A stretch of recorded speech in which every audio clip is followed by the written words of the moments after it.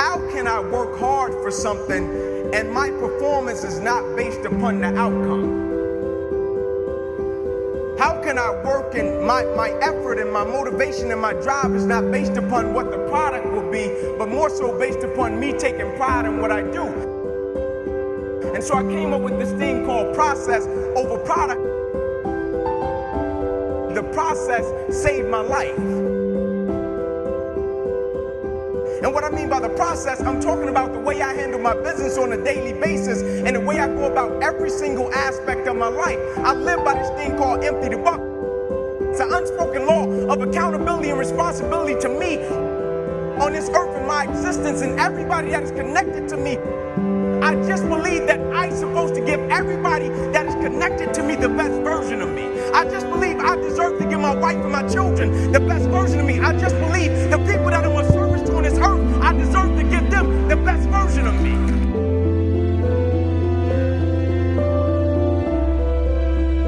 You see, the thing about chasing a product and what the product is money.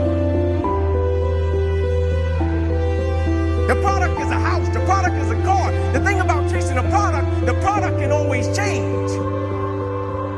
And if your performance is always based upon the product, what happens when the products change and you don't take pride in what you do? But the thing about loving the process, everybody wants the prize, but nobody loves the process.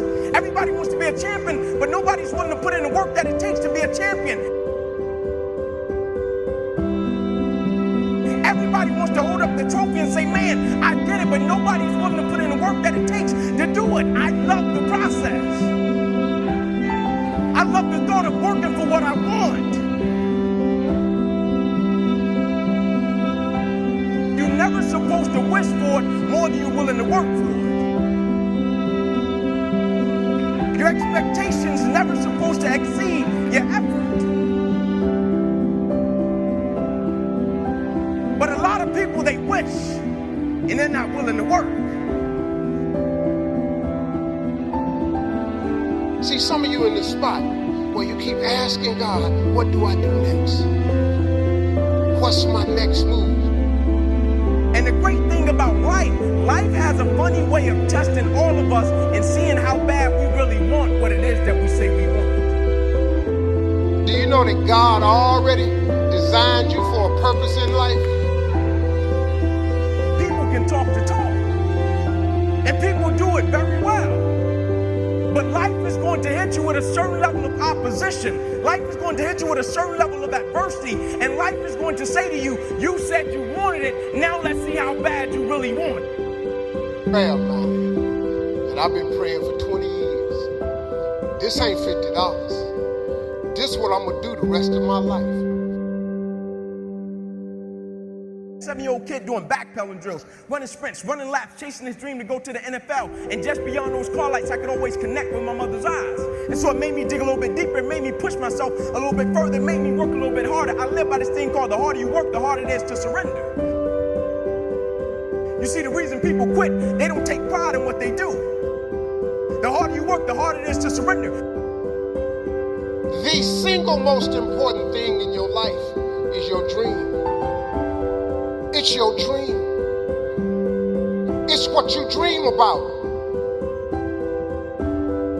I'm not concerned with a person that does well in one aspect of their life and they can hang their hat there and say, man, I made a lot of money. You made a lot of money. You're a public success, but you're a private failure.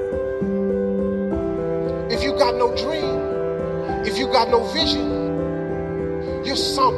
You're done. What good is it to make a lot of money and you don't want to go home to your family?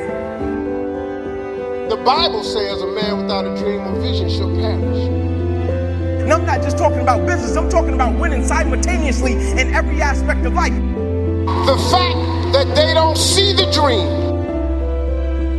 What good is it to make a lot of money and you don't take care of your kids? What good is it? You know, the Bible says your gift will make room for you. It'll make room for you. See, if you're not doing your gift, you're wasting your time. You're a public success, but you're a private failure. And so how can we win simultaneously and take pride in everything that we do? The fact that they don't see what you can be has nothing to do with what God can do. Nothing at all. And what I mean by honoring legacy, you honor the ones that paved the way for you. And you leave a legacy for the ones that's coming behind you. We just have it right now while we're a part of something right now. Somebody has came before us and paved the way, and somebody will come after us. And so while we have it, how can we do it in such a way that we leave a legacy for the ones that's coming behind us, and we honor the ones that paved the way for us? And so everything I did, I took a certain level of pride in it. I bet you he got a target for what he's shooting at. He got a vision of where he's shooting at.